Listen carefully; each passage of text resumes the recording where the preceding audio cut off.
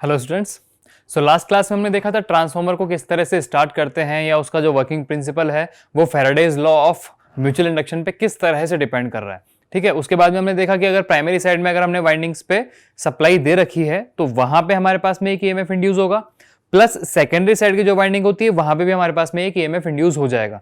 अब ये जो ईएमएफ इंड्यूस हुआ इसकी एग्जैक्टली वैल्यू क्या थी, हमने उसके लिए देखा था ईएमएफ इक्वेशन ऑफ ट्रांसफार्मर।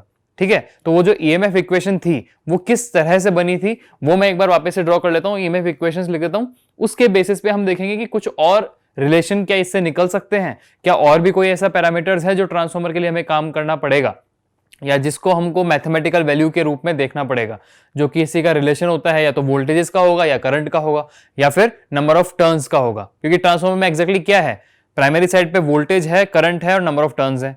उसके बाद में वहां पे एक ईएमएफ आएगा और उसके साथ में क्या रहेगा, उसका खुद का फ्लक्स रहेगा। सेम चीज सेकेंडरी साइड में रहेगी, वहां पे सेकेंडरी टर्मिनल पे आपको वोल्टेज मिलेगा, करंट मिलेगा, उसका सेकेंडरी ईएमएफ इंड्यूस होगा वो मिलेगा, प्लस उसके नंबर ऑफ टर्न्स और उसका खुद का फ्लक्स फाई। ये बेसिक चीजें होती है सिर्फ एक ट्रांसफार्मर के अंदर। तो एक एक करके वो ईएमएफ इक्वेशंस अपन देखते हैं। ईएमएफ इक्वेशन के बाद में हम बात करेंगे कि उसका कुछ रिलेशन जो था वो कैसे आएगा। तो देखिए ईएमएफ इक्वेशन क्या थी ट्रांसफार्मर की। अगर मैं E1 की बात करता हूं तो E1 कितना था, E1 is equal to 4.44 F5M into N1। ठीक है, और E2 की जब अपन बात कर रहे थे तो E2 कितना बन रहा था, ये भी बन रहा था 4.44 F5M इंटू N2। तो ये हमारे पास में हो गई इक्वेशन नंबर 1, ये हुई हमारे पास में इक्वेशन नंबर 2। अब जब मैं E1 की बात कर रहा हूं तो E1 हमारे पास में क्या है, सेल्फ इंड्यूस्ड ईएमएफ है ना, सेल्फ इंड्यूस्ड ईएमएफ है हमारे पास में ये। और जो हमारे पास में E2 है, E2 क्या होता है, E2 को हम बोलते हैं mutually induced EMF, mutually induced EMF. Primary side पे हमने इनपुट दिया था तो हमको क्या मिला था, हमें उस वाइंडिंग के अंदर एक ईएमएफ इंड्यूस हुआ जिसको हमने बोला क्या, E1। जब सेकेंडरी साइड में वो फ्लक्स प्राइमरी साइड का फ्लक्स ही लिंक करता है तो वहां पे जो ईएमएफ इंड्यूस होता है उसको हम क्या बोलते हैं, E2, जिसको हम क्या बोलेंगे, म्यूचुअली इंड्यूस्ड ईएमएफ। ये चीज क्लियर है। तो ये दोनों इक्वेशंस हमको पता होनी चाहिए, दोनों हमारे पास में क्या है, ईएमएफ इक्वेशन ऑफ ट्रांसफार्मर है। और यहां पे एक चीज और आपने ध्यान रखनी होगी कि ये जो वैल्यूज निकल के आई हैं ये वैल्यूज किसकी हैं, ये वैल्यूज उसके आरएमएफ वैल्यू हैं, है ना, ईएमएफ जो इंड्यूस हुआ है उसकी आरएमएफ वैल्यूज हैं ये। इसके बाद में हम बात करते हैं कि ट्रांसफार्मर में और क्या होता है। जैसे मान लो मेरे पास में एक साइड में मैंने नंबर ऑफ टर्न्स कुछ दिए हैं, सेकेंडरी वाली लिंब पे भी मैंने कुछ नंबर ऑफ टर्न्स दे दिए, तो क्या इन टर्न्स का भी कुछ ना कुछ रिलेशन होना चाहिए, उसको हम क्या बोलेंगे, टर्न्स रेशियो। या तो हम उसको टर्न्स रेशियो बोलेंगे या हम उसको क्या बोलेंगे, ट्रांसफॉर्मेशन रेशियो। हम क्या बोल रहे थे कि step up step down transformer में क्या हो रहा था, अगर मैंने प्राइमरी साइड के नंबर ऑफ टर्न्स कम हैं, सेकेंडरी साइड के नंबर ऑफ टर्न्स ज्यादा हैं, तो प्राइमरी साइड से जो वोल्टेज दिया तो वोल्टेज की वैल्यू बढ़ जाएगी सेकेंडरी साइड में, since number of turns secondary side में ज्यादा है। तो ये किस तरह से ट्रांसफॉर्म होकर आपका वोल्टेज बढ़ रहा था, तो उसको क्या बोलेंगे अपन, ट्रांसफॉर्मेशन रेशियो। ठीक है, तो उसको आप टर्न्स रेशियो भी बोल सकते हो, आप दूसरा उसको ट्रांसफॉर्मेशन रेशियो भी बोल सकते हो। तो वो कैसे होता है वो देखिए, अभी हम यहां पे बात करेंगे आप किसकी, टर्न्स रेशियो या फिर ट्रांसफॉर्मेशन रेशियो, या आप उसको और क्या बोल सकते हो, उसको वोल्टेज रेशियो भी बोल सकते हो। तो एग्जैक्ट उसका जो मतलब होता है वो क्या नाम होता है उसका, ट्रांसफॉर्मेशन रेशियो,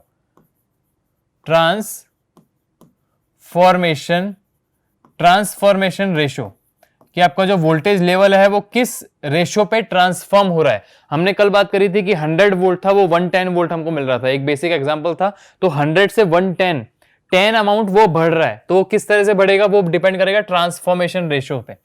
ठीक है, तो ट्रांसफॉर्मेशन रेशियो का दूसरा नाम क्या बोल सकते हैं हम इसको बोल सकते हैं टर्न्स रेशियो, टर्न्स रेशियो, और क्या बोल सकते हैं हम इसको बोल सकते हैं वोल्टेज रेशियो, वोल्टेज रेशियो। ठीक है, तो ट्रांसफॉर्मेशन रेशियो एग्जैक्टली क्या है, it is actually a ratio of secondary side number of turns to the primary side number of turns.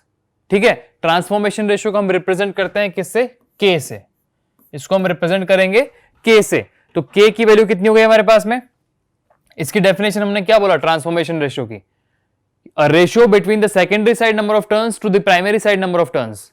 ठीक है, तो के क्या हो गया हमारे पास, यहां देखिए, K is equal to number of turns in the secondary winding, number of turns in secondary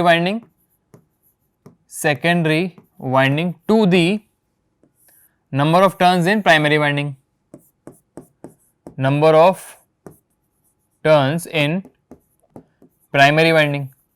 ठीक है, इसको कैसे लिख सकते हैं अपन? सेकेंडरी वाइंडिंग में नंबर ऑफ टर्न्स कितने थे हमारे पास में? N2। प्राइमरी साइड में कितने थे हमारे पास में? N1। तो हमारे पास K कितना आ गया? K is equal to N2 by N1। इसको हमने क्या बोला? टर्न्स रेशो, या फिर हम क्या बोल सकते हैं इसको? Transformation ratio. इसका दूसरा नाम हमने यहाँ पे क्या देखा है कि वोल्टेज रेशो भी होता है। तो टर्न्स रेशो को हम और किस किस के रेशो में देख सकते हैं, या ट्रांसफॉर्मेशन रेशो और किस किस का रेशो हो सकता है? तो K is equal to N2 by N1 भी हो सकता है, और K इज इक्वल टू आपका V2 बाई V1 भी हो सकता है, या आप क्या बोलते हो इंड्यूस्ड EMF के रेशो में E2 बाई E1 भी हम इसको बोल सकते हैं, और N2 बाई N1 भी हो जाएगा, और आपने जो टर्मिनल पे वोल्टेज मिला वो आपका उसके बराबर भी हो जाएगा, V2 बाई V1 भी हो जाएगा। ये पूरा आपका ट्रांसफॉर्मेशन रेशो है। आपको जो भी वैल्यूज दे रखी हो, अगर आपको इंड्यूस्ड EMF की वैल्यूज दे रखी है, पूछा है ट्रांसफॉर्मेशन रेशियो, तो आप ये उठाओ E2 बाई E1 और सॉल्व कर दो। अगर आपको टर्मिनल वोल्टेजेस दे रखे हैं कि प्राइमरी साइड पे हमने जो अप्लाई किया है, सेकेंडरी साइड से जो हम टर्मिनल पे ले रहे हैं, अगर वो वोल्टेजेस दिए हैं तो V2 बाई V1 करेंगे। अगर आपको नंबर ऑफ टर्न्स के बेसिस पे देखना है तो N2 बाई N1 करेंगे। ये सारे के सारे अपने पास में किस में कहलाते हैं? Transformation ratio. ये एक चीज और होती है इसके अंदर, उसको भी ले लेता हूं। उसमें थोड़ा सा डिफरेंस ये रहेगा, जब ट्रांसफॉर्मेशन रेशियो की हम बात कर रहे हैं तो number of turns, induced EMF and voltages वो सेम रेशियो में रहेंगे, मतलब secondary side to the primary side का रेशियो रहेगा। बट अगर आप करंट के बेसिस पे देखना चाहते हो तो यहां पे आपके पास में क्या हो जाएगा? ये I1 बाई I2 हो जाएगा, I1 बाई I2 हो जाएगा। ठीक है, ये चीज ध्यान रखना। तो आपका ट्रांसफॉर्मेशन रेशियो कितना हो गया? K इज इक्वल टू या तो N2 बाई N1 बोल लो, E2 बाई E1 बोल लो, V2 बाई V1, या फिर I1 बाई I2। आप इस तरह से टर्न्स रेशियो आप देख सकते हो अपना, या ट्रांसफॉर्मेशन रेशियो की बात कर रहे हैं वो देख सकते हो। अब यहां से अगर मैं ये देखना चाहूं कि step up step down voltages की हम बात करते हैं, है ना? स्टेप अप और स्टेप डाउन वोल्टेजेस को अगर आपको चेक करना है, आपको दे रखा है सिर्फ ट्रांसफॉर्मेशन रेशियो, तो क्या आपको सिर्फ और सिर्फ ट्रांसफॉर्मेशन रेशियो की वैल्यू के बेसिस पे आप बता सकते हो कि वो स्टेप अप है स्टेप डाउन है? यहां पे देखिए, transformation ratio is actually the ratio of secondary side number of turns to the primary side number of turns, secondary side induced EMF to the primary side induced EMF, और secondary terminal voltage to primary terminal voltage. यही ratio है। क्या इनके basis पे हम चीज clear कर सकते हैं? स्टेप अप होगा तो क्या होगा? स्टेप अप होगा तो सेकेंडरी साइड का जो भी चीजें हैं वो ज्यादा होंगी, N2 ज्यादा होगा, E2 ज्यादा होगा, V2 ज्यादा होगा कंपेयर टू प्राइमरी साइड के नंबर ऑफ टर्म्स। ठीक है, अगर हमारे किसी भी रेशियो वाले पार्ट में न्यूमरेटर का पार्ट जो है वो ज्यादा हो डिनोमिनेटर से, तो वैल्यू क्या रहेगी? Greater than 1। तो हम यहां पे इंडायरेक्टली क्या बोल सकते हैं कि अगर मेरे पास ट्रांसफॉर्मेशन रेशियो ग्रेटर देन 1 हुआ, तब तो मेरा ट्रांसफॉर्मर जो है वो स्टेप अप ट्रांसफॉर्मर है। अगर मेरा टर्न्स रेशियो जो है वो ग्रेटर देन 1 की जगह लेस देन 1 हुआ, तो वो क्या हो जाएगा? स्टेप डाउन ट्रांसफॉर्मर हो जाएगा। ठीक है, ये चीज, इस चीज को आप यहां पे नोट डाउन कर सकते हो। वैसे भी if K is greater than 1, if K is greater than 1, that means V2 should be greater than V1। तो हम यहां पे क्या बोलेंगे इसको? It will B step up transformer, step up transformer. ठीक है, एंड सेकेंड वन क्या है कि if K is less than 1, transformation ratio is less than 1, that means V1 is greater than V2, then it will be a step down transformer, step down transformer। ठीक है, ये चीज clear हो गई। ठीक है, इसके बाद में एक चीज और देखते हैं अपन, volt ampere ratio. Volt ampere ratio क्या है कि अगर मैं किसी भी साइड की बात करता हूं तो वहां पे वोल्टेज कितना फ्लो कर रहा है, कितना करंट उसका आया, कितना वोल्टेज आपने अप्लाई किया, कितना करंट आपका फ्लो कर रहा है, उनका अगर रेशो निकालेंगे तो वो रेशो किस तरह से रहेगा। अगर आप एक आइडियल ट्रांसफार्मर की बात कर रहे हो तो उसमें जो अपने पास में वोल्ट एम्पियर रेशो होता है वो सेम रहता है। आप प्राइमरी साइड से वोल्ट एम्पियर रेशो देखोगे, सेकेंडरी साइड का वोल्ट एम्पियर रेशो आपके बराबर आएगा, सिर्फ आइडियल केस में, but in practical case it will not be equal. ठीक है, तो देखते हैं वोल्ट एम्पियर रेशो क्या होता है। देखिए यहां पे मैं यहां बात करता हूं volt ampere ratio, volt ampere ratio. Volt ampere ratio होता क्या है? वोल्टेज टू एम्पियर का रेशो होगा सिंपली। ठीक है, वोल्टेज टू एम्पियर का रेशो होगा। अब वोल्ट एम्पियर रेशो में अपन और देखेंगे क्या, अगर आपने वोल्टेज की बात नहीं करनी है तो आप किसकी बात करोगे? नंबर ऑफ टर्न्स की। तो नंबर ऑफ टर्न्स में कितना करंट फ्लो कर रहा है उसी के बेसिस पे तो बात हुई कि उसके अंदर कितना ईएमएफ आया। ईएमएफ क्या होता है? इलेक्ट्रोमोटिव फोर्स, ठीक है, तो इलेक्ट्रोमोटिव फोर्स कैसे आएगा कि नंबर ऑफ टर्न्स आपके पास में है n, उसमें अमाउंट ऑफ करंट फ्लो कर रहा है I, तो एम्पियर कितना आ गया अपने पास में, मतलब एमएमएफ कितना आ गया अपने पास में यहाँ पे I इंटू एन, है ना, तो वो I इंटू एन के बेसिस पे आप निकालोगे क्या, इसका ईएमएफ निकलेगा। अब वोल्ट एम्पियर रेशो की अगर बात करते हैं तो आइडियल ट्रांसफार्मर में क्या होता है, वोल्ट एम्पियर रेशो सेम होता है। यहां पे आप एक नोट डाउन कर लो इस चीज को कि in ideal transformer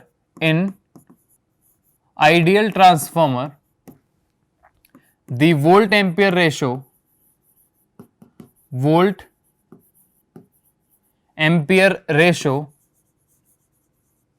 in ideal transformer the volt ampere ratio are equal, ठीक है। ये कैसे होता है देखो यहां पे, that means I1 into N1, primary side पे जो करंट फ्लो कर रहा है नंबर ऑफ टर्न्स में, वो आपके I2 इंटू N2 के बराबर होगा। I1 into N1 is equal to I2 into N2, ये आपका रहेगा। अगर आप इसको सिंपली और सॉल्व करना चाहते हो करंट के बेस पे तो कितना हो गया ये एक तरह से, I1 by I2 is equal to what, I1 by I2 is equal to N2 by N1। ये चीज क्लियर हो गई। यहां वोल्ट एम्पियर रेशियो से आपको एक चीज क्लियर हुई कि I1 बाई I2 का जो रेशियो है, primary side to secondary side के करंट का जो रेशियो है, वो टर्न्स रेशियो के बराबर है। इसलिए हमने यहां पे जो ट्रांसफॉर्मेशन रेशियो देखा था N2 बाई N1 को हमने क्या लिखा है यहाँ पे, I1 बाई I2 लिखा है। तो इसलिए अपने पास में ट्रांसफॉर्मेशन रेशियो कैसे बनता है, नंबर ऑफ टर्न्स, ईएमएफ और वोल्टेजेस में तो वो सेकेंडरी टू प्राइमरी का रेशियो होगा, बट अगर करंट के बेसिस पे देखोगे तो वो प्राइमरी टू सेकेंडरी का रेशियो होगा आपका ट्रांसफॉर्मेशन रेशियो। ठीक है, ये चीज क्लियर हो गई यहाँ पे। तो यहां तक हमने ट्रांसफॉर्मर की ईएमएफ इक्वेशन, कुछ उनके रिलेशंस, कुछ ट्रांसफॉर्मेशन रेशियो के बारे में बात हो गई, सेल्फ और म्यूचुअल इंडक्टेंस के बारे में बात हो गई। अब हम आगे बढ़ने से पहले इन फॉर्मूलाज के बेसिस पे या ईएमएफ इक्वेशन के बेसिस पे हम देखना चाहते हैं कि न्यूमेरिकल्स में इनको किस तरह से अप्लाई करते हैं।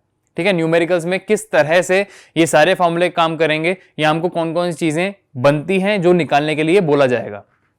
ठीक है, तो कुछ न्यूमेरिकल्स देखते हैं। देखो यहाँ पे एक न्यूमेरिकल हमारे पास में यहां है कि the flux phi linked with a coil depend on time T. एक कॉइल है, उस कॉइल में नंबर ऑफ, अपने पास जो फ्लक्स है फाई, वो लिंक किया हुआ है जो कि टाइम के साथ में डिपेंडेंट है, मतलब टाइम पे डिपेंडेंसी है उस फ्लक्स की, और उस फ्लक्स की वैल्यू कितनी है, is 3t² plus t plus 5 weber. इतना फ्लक्स आपका लिंक कर रहा है किसी कॉइल के अंदर, है ना, और वो जो फ्लक्स है वो डिपेंड कर रहा है टाइम पे, क्योंकि देखिए यहाँ पे 3t² t प्लस 5 ऐसे दे रखा है, तो टाइम डिपेंडेंसी है। हमसे पूछा क्या गया है कि find the induced EMF at time t is equal to 1 second. तो आपको t is equal to 1 second पे फाइंड आउट करना है कि कितना ईएमएफ आपका इंड्यूस हुआ था, कितना ईएमएफ आपका इंड्यूस होगा उस कॉइल में। जिस कॉइल पे फ्लक्स बता रखा है जो कि टाइम डिपेंडेंट है, उसमें आपको t is equal to 1 second में बताना है कि कितना आपका ईएमएफ जो है इंड्यूस हुआ है। ठीक है, तो ईएमएफ इंड्यूस्ड जो पूछा गया है, जब भी आपसे ईएमएफ इंड्यूस पूछा जाएगा आपको सबसे पहले माइंड में क्या लेके आना है, फैराडेज लॉ। ठीक है, फैराडेज लॉ के हिसाब से आपका फर्स्ट और सेकंड स्टेटमेंट के बेस पे देखोगे तो मैथमेटिकल एक्सप्रेशन क्या निकलता है, E is equal to minus N d∅/dt। ये सेम चीज थी, हम यहां उसको सबसे पहले लिख लेते हैं कि हमारे पास में इंड्यूस्ड ईएमएफ की वैल्यू जो होती है E is equal to minus of N d∅/dt ये होती है। अब यहां पे हमको क्या n दे रखा है, नंबर ऑफ टर्न्स दे रखे हैं, नहीं दे रखे, तो इसे n को हम यहां से हटा भी सकते हैं, कोई दिक्कत नहीं है। ये n को मैं यहां से अगर हटा देता हूं तो कोई दिक्कत नहीं आएगी। ठीक है, E is equal to minus of d∅/dt, ये बात आ गई। जब नंबर ऑफ टर्न्स को मैंने वहां से हटा दिया है तो आपसे लेंज लॉ का ओपोजिशन नहीं पूछा जा रहा है, तो आप ये माइनस साइन को भी यहां से हटा सकते हो। मैंने माइनस साइन को भी यहां से हटा दिया, तो क्या बचा, E is equal to d∅/dt मेरे पास में बच गया। सिंपली क्या हो गया, E is equal to d∅/dt। अब क्या मुझे यहाँ पे फ्लक्स दे रखा है, बिल्कुल दे रखा है। क्या ये टाइम पे डिपेंडेंसी है, बिल्कुल है। तो इस फ्लक्स का टाइम के साथ में अपन डिफरेंशिएट कर देंगे, वैल्यूज निकलेगी, उसको t is equal to 1 second में निकालेंगे तो अपना इंड्यूस्ड ईएमएफ आ जाएगा। देखिए कैसे करेंगे इसको। So E is equal to d/dt of this value 3t² plus t plus 5। इसका डिफरेंशिएट कर लो, कितना आता है, कितना आएगा, E is equal to 6t plus 1 और 5 का तो 0 हो जाएगा, 6t प्लस 1 आएगा। ये आपको निकालना है किस पे, at t is equal to 1 second पे निकालना है। टी की वैल्यू 1 सेकेंड यहाँ पे पुट करो, कितना हो जाएगा, E is equal to 6 into 1 plus 1, 6 into 1 plus 1, यही आएगा ना। तो कितना हो गया अपने पास में ये 7 वोल्ट्स, 7 वोल्ट्स ईएमएफ आपका इंड्यूस्ड होगा। कब, जब इतना फ्लक्स लिंक करेगा एक कॉइल से और t is equal to 1 second पे आपका 7 वोल्ट वहां पे इंड्यूस्ड होगा उस कॉइल के अंदर EMF.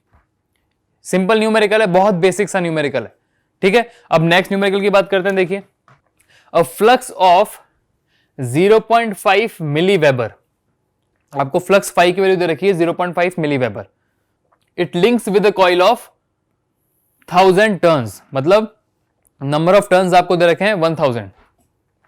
If the flux is reversed in 0.2 second, मतलब जो फ्लक्स था 0.5 मिली वेबर वो अब रिवर्स कर गया है, अब वो हो गया है माइनस 0.5 मिली वेबर। कितने सेकंड के बाद में हुआ है वो रिवर्स, 0.2 सेकंड के बाद में। तो आपने निकालना क्या है, determine the average value of induced voltage in the coil या फिर induced EMF in the coil. Same चीज, इंड्यूस्ड ईएमएफ आपने निकालना है, बट आपको यहां पे दे रखा है कि फ्लक्स 0.5 मिली वेबर है जो कि नंबर ऑफ टर्न्स 1000 पे था, अब वो रिवर्स करके 0.2 सेकंड पे, मतलब 0.2 सेकंड पे वो रिवर्स कर गया है। तो अब आपको बताना है कि कितना ईएमएफ आपका वहां पे इंड्यूस हुआ उस कॉइल के अंदर। देखिए इसको कैसे करेंगे, आपको इसमें क्या क्या दे रखा है पहले उसको लिखते हैं। यहां पे आपको क्या दे रखा है, फ्लक्स दे रखा है सबसे पहले φ1, कितना दे रखा है ये 0.5 मिली वेबर। इसको आप क्या लिख सकते हो, 0.5 मिली वेबर को क्या लिख सकते हैं, 0.5 into 10 to the power of -3 weber. हमने सारी वैल्यूज को सेम पॉइंट पे रखेंगे, 0.5 into 10 to power of -3 weber. और आपके पास में सेकंड फ्लक्स जो है वो कितना हो जा रहा है, -0.5 मिली वेबर, है ना। ये कितना हो गया, -0.5 into 10 to the power of -3 weber. आपके पास में एक फ्लक्स है 0.5, एक फ्लक्स है -0.5, ये चीजें क्लियर है।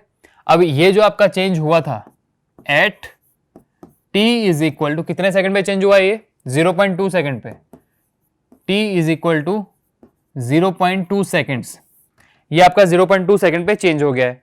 अब आप बात करते हो क्या निकालना है आपने, इंड्यूस्ड वोल्टेज या फिर इंड्यूस्ड ईएमएफ आपने निकालना है यहां से।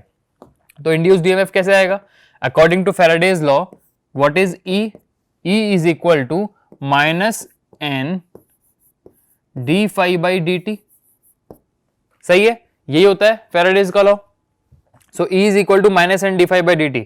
यहाँ पे नंबर ऑफ टर्न्स कितने दे रखे हैं आपको, दे रखे हैं तो रखना पड़ेगा, कितने दे रखे हैं 1000। तो यहाँ पे कितना हो गया ये, E is equal to -1000 what is d∅dt, the rate of change of flux. आपको फ्लक्स चेंज हो रहा है, φ1 φ2 दो है, तो कितना रेट ऑफ चेंज हो जाएगा इसका, φ2 φ1, φ2 φ1 डिवाइड बाय कितना रखना है यहाँ पे अपने को, dt।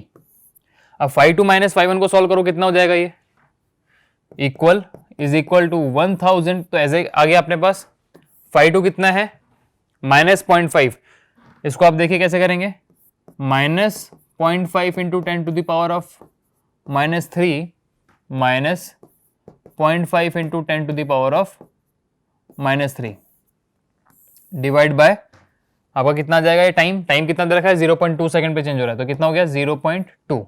अब इसको आपने सिंपली सॉल्व करना है, तो कितना हो जाएगा ये EMF, E is equal to -1000 के साथ में उसको किया कितना रहेगा बाहर, -1000, अंदर कितना बच जाएगा, देखो इसको सॉल्व करो, अंदर कितना बच जाएगा हमारे पास में, ये -1 into 10 to the power of -3 है ना, -1.0 into 10 to the power of -3 divide by 0.2 seconds वाला टाइम आ गया।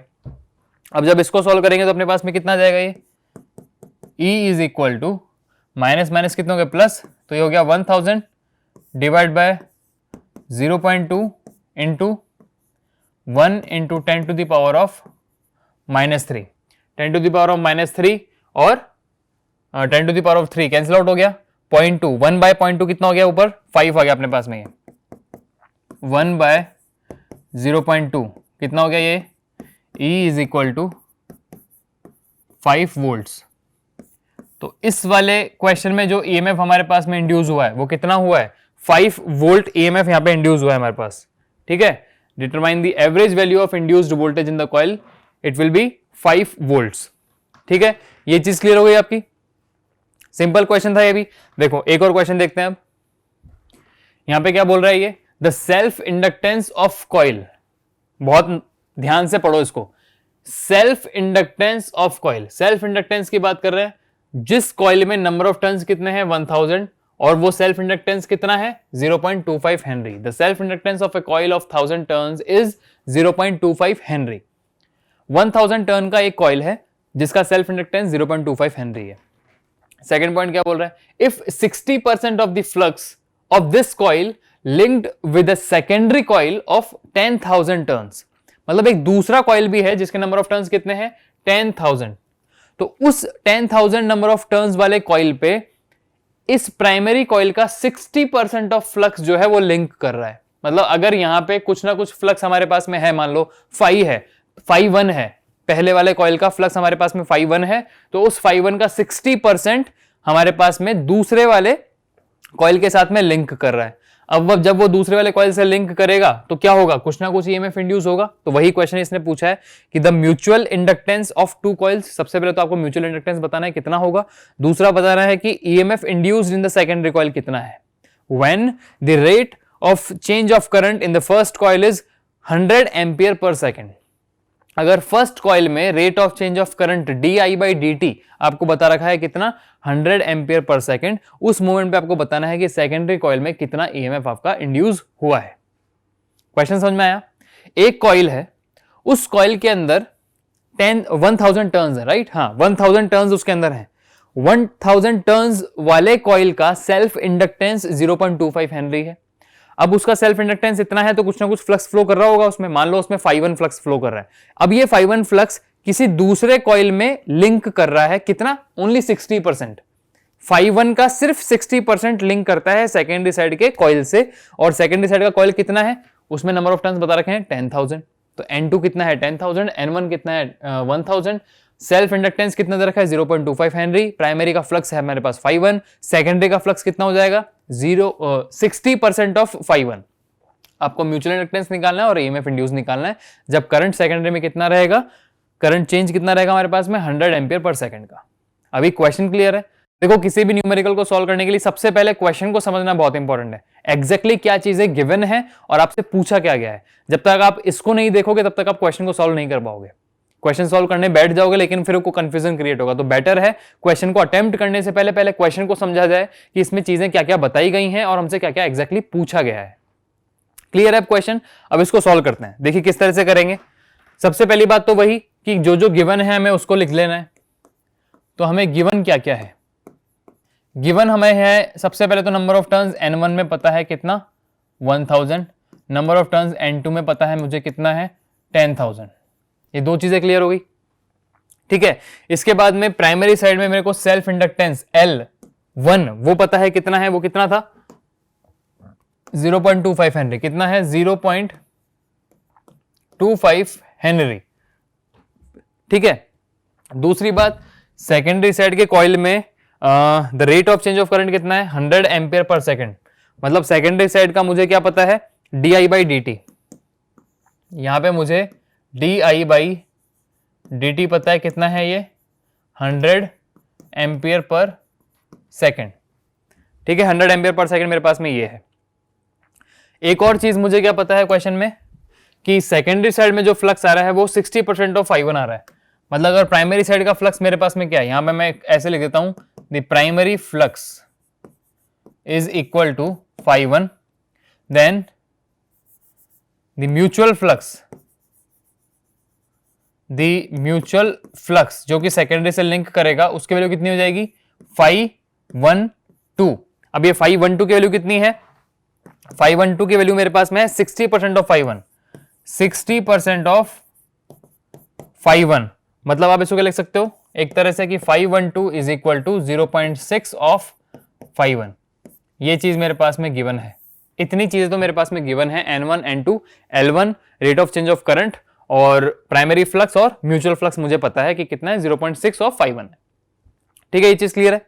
हाँ, अब आगे देखिए क्या निकालना है। अब फर्स्ट क्वेश्चन में हमसे यहाँ पे क्या पूछा गया है कि mutual inductance of two coils, आपको म्यूचुअल इंडक्टेंस निकालना है दोनों कॉइल्स का कितना रहेगा। देखिए अब आपने म्यूचुअल इंडक्टेंस देखे थे तो यहाँ पे क्या हो जाएगा, नाउ the mutual inductance